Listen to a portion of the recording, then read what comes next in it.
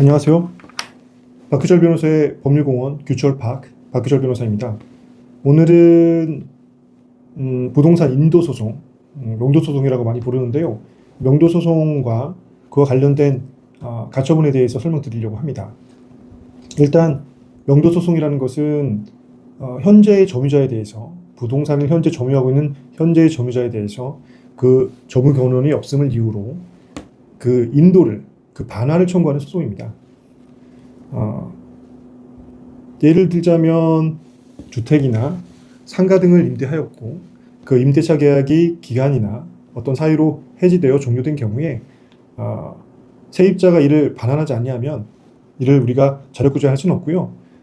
소송을 통해서만 그 주택이나 상가를 돌려받을 수가 있습니다. 이때 제기하는 소송이 명도소송, 인도소송입니다.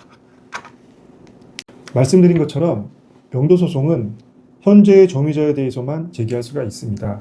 따라서 소를 제기했는데 점유자가 변경되면은 그 소는 무용지물이 됩니다. 왜냐하면 소를 제기한 피고가 나는 지금 그 부동산을 점유하고 있지 않다, 이런 주장을 하게 되면 패소하게 되거든요. 따라서 현재의 점유자, 소제기의 대상이 되는 피고가 변경되지 않도록 해야 할 필요가 있습니다. 그래서 필요한 가처분이 점유이전 가처분입니다. 따라서 어딜 가서 상담을 받아보셔도 명도소송을 제기하는 경우에는 점유이전 금지 가처분을 해야 한다, 이런 말을 변호사들이 무조건 하게 되어 있습니다. 왜냐하면 말씀드린 바와 같이 점유가 이전돼서 점유자가 달라지면은 명도소송 자체가 패소돼서 소용이 없기 때문입니다.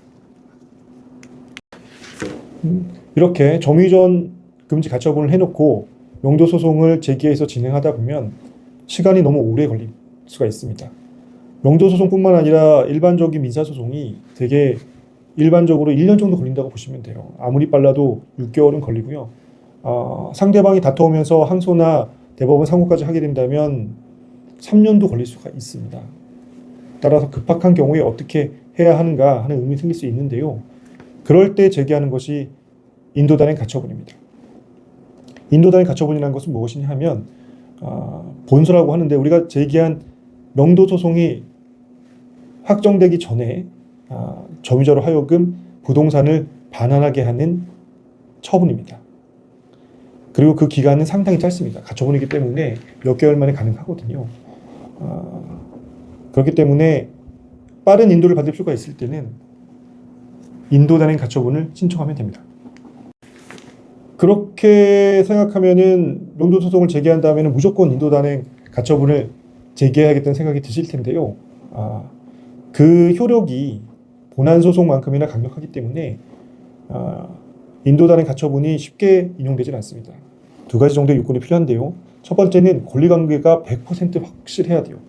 예를 들어서 임대차 계약 같은 경우에는 기간 만료로 종료되었고 그것이 갱신되지 않는 등 기간 만료 종료되었거나, 아니면 해지 등의 사유가 명백해가지고 해지가 되었거나, 아니면은 합의로 종료하기로 하였거나, 이런 권리관계가 100% 명확해야 되고요. 두 번째는 보존의 필요성입니다. 한마디로 말해서 지금 당장 점유를 이전받지 않으면 소유자에게 손해가 발생해야 된다. 막대한 손해가 발생되는 또 긴급한 사유, 보존의 필요성이 있어야 되는데, 예를 들어서 이런 겁니다.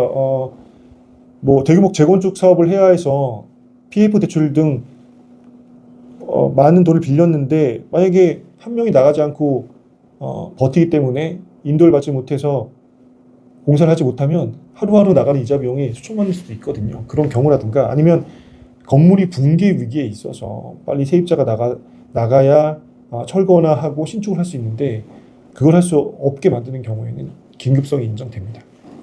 이렇게 권리관계가 명확하고 보존의 필요성이 인정되었을 때는 인도되는 가처분을 제기하여 그 인용을 받는 것이 명도소송을 제기하여 확정 판결을 받는 것보다는 빠른 시간 내에 문제를 해결할 수 있습니다.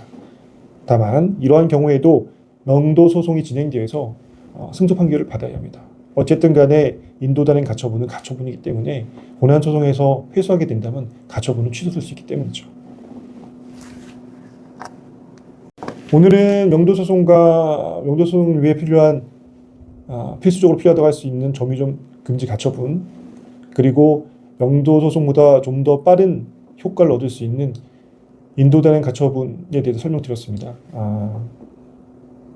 많은 분들이 인도단행 가처분을 잘 모르시는데요. 얼마 전에 제가 상담을 하였는데 상가가 화재로 더 이상 수리해서 사용할 수 없을 정도로 훼손되었음에도 불구하고 세입자가 뭐 권리금 그 다음에 뭐 영업이익 등을 과다하게 요구하면서 점유를 이뤄주지 않은 경우가 있었습니다. 이럴 때에는 그야말로 인도단행 가처분이 필요합니다.